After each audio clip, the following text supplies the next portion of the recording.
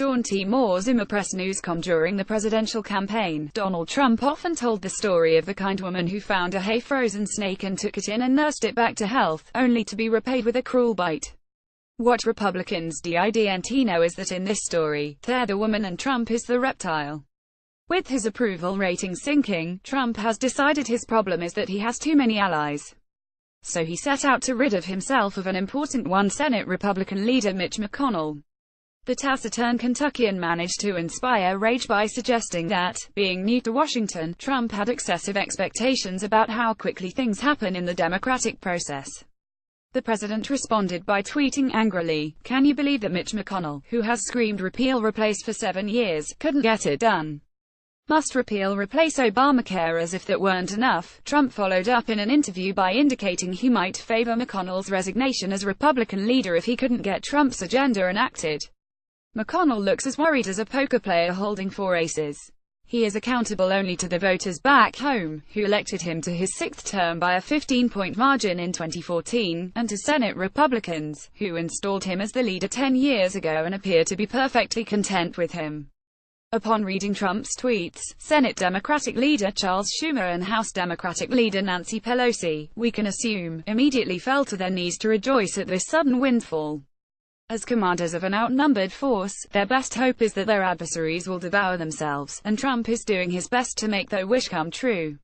He has proved himself the supreme master of the unforced error. There are many things Trump does not seem to comprehend about the presidency. One is that on a wide range of important issues, he can do much without the help of Congress. Another is that the legislative branch is equal to the executive branch, not subordinate.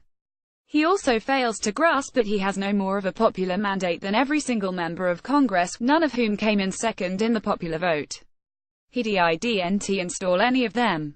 The voters did. Every representative and senator knows, far better than Trump does, what he or she needs to do to win re-election. Most of them were in office long before he arrived and will be there after he's gone.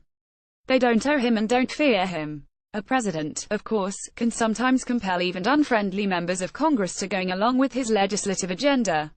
In 1981, Republican Ronald Reagan got to his signature tax cut approved even though his party was in the House minority. No fewer than 48 Democrats and all but one Republican felt obliged to support it. In the Senate, only 10 Democrats dared to vote no. But at the time, Reagan had an approval rating of 55%.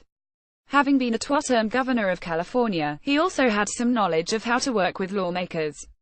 Trump, by contrast, boasts an approval rating of 38% and a bottomless ignorance of the legislative process. It didn't occur to him that if an unpopular president wants anything passed, he needs to offer ideas that are practical and politically saleable. See Reagan tax cut. Trump was unable to get Congress to vote for the repeal and replacement of Obamacare partly because he didn't know anything about policy details and therefore was ill-suited to negotiate with people who do. He was also handicapped, as congressional Republicans were, by the unexpected surge of public sentiment for the status quo. Getting any major change through Congress demands careful craftsmanship and shrewd compromises. Neither requirement played to Trump's strengths. His missteps go beyond consigning himself to legislative impotence. They also put his presidency in jeopardy. A president under investigation by a special counsel has to consider the prospect of impeachment. All Trump has to do to avoid it is keep Republicans aligned with him. But instead of striving to ingratiate himself with those who hold his fate in their hands, he seems determined to antagonize them.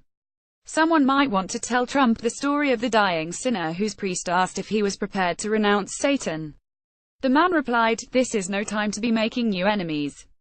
Copyright 2017 Creators.com